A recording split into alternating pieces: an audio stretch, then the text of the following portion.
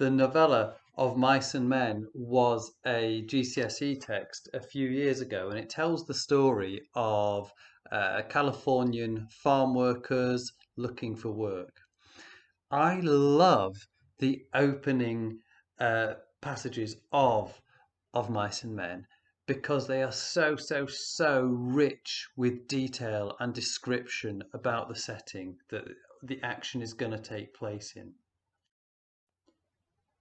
A few miles south of Soledad, the Salinas River drops in close to the hillside bank and runs deep and green. The water is warm, too, for it has slipped twinkling over the yellow sands in the sunlight before reaching the narrow pool. On one side of the river, the golden foothill slopes curve up to the strong and rocky Gabilan Mountains, but on the valley side the water is lined with trees, willows, fresh and green with every spring, carrying in their lower leaf junctures the debris of the winter's flooding, and sycamores with mottled white recumbent limbs and branches that arch over the pool. Why do I love Of Mice and Men so much in terms of the description, and why is description important for your story?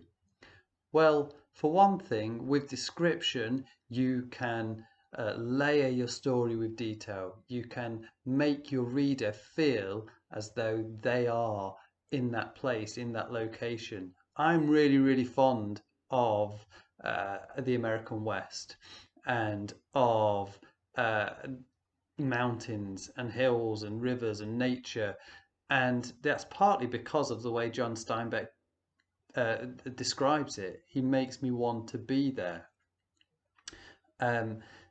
That's partly what you're trying to do, but also what Steinbeck is doing in here is he is layering the story with clues about what might happen next. So later on, the main characters from the story are going to appear in this approximate location, and we're going to see how they interact with that location, and that's going to be significant.